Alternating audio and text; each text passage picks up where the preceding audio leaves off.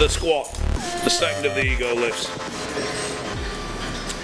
To be honest, if there's any exercise, or if there was only one exercise that I could ever do, it would be the squat.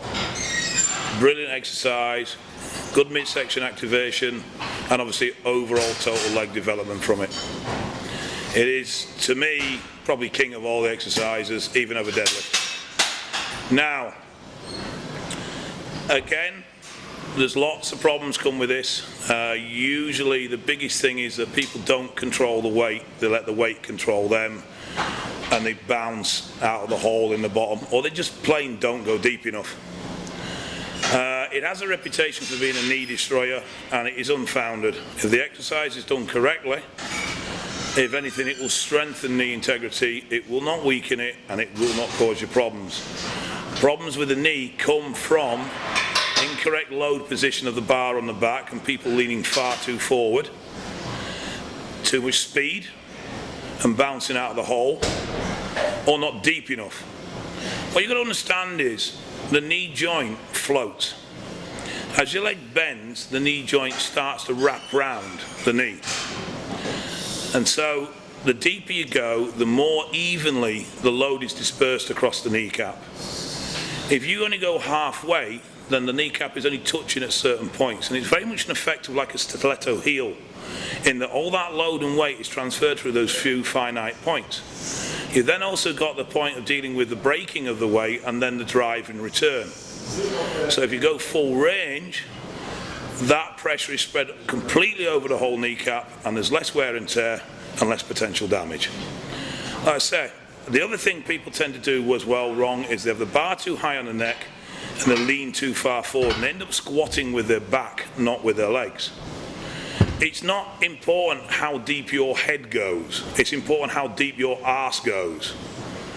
The main thing is to keep upright and drop your arse. You find a lot of people will get to a certain depth and they can keep going, they think they're going deeper when all they're actually doing is leaning forward because they're using their head to gauge depth instead of using their backside. Another thing to remember with the squat is the further over the front of your toes your kneecap goes, the more stress and load you will put on your kneecap. And a lot of people struggle with sitting back in the squat and loading the glute correctly. But say, done properly, king of all exercises as far as I'm concerned. Okay, chest up, as with all these exercises, good nice arch in the lower back, slowly lower down till you reach the bottom of the movement. Now personally, I put my backside on my heels, pause and then return. If however you find that your arse is rolling out from underneath you, then that's the limit of your range because you haven't got flexibility in your hamstring. So you need to work on increasing that flexibility, and then you'll be able to go deeper in the squat. Make sure you don't come up on your toes and that you drive through the mid of the foot to the heel of the foot.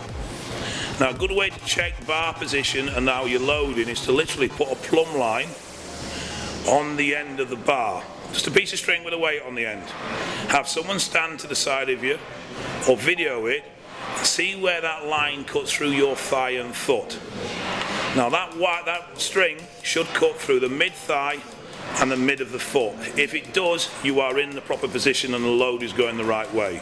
If it's forward of that, you will endanger your kneecap integrity.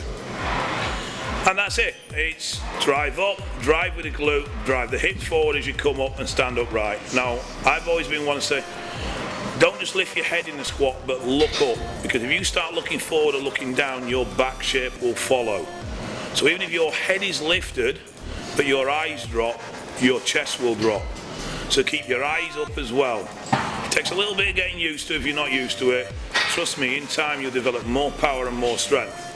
So it's down, full range, under control, and then drive out.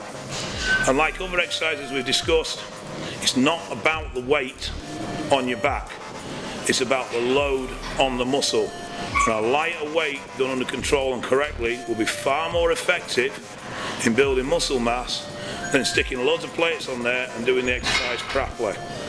The other thing as well, the more effective you can make lighter weights, the longer you're going to last in the gym because there'll be less wear and tear on you.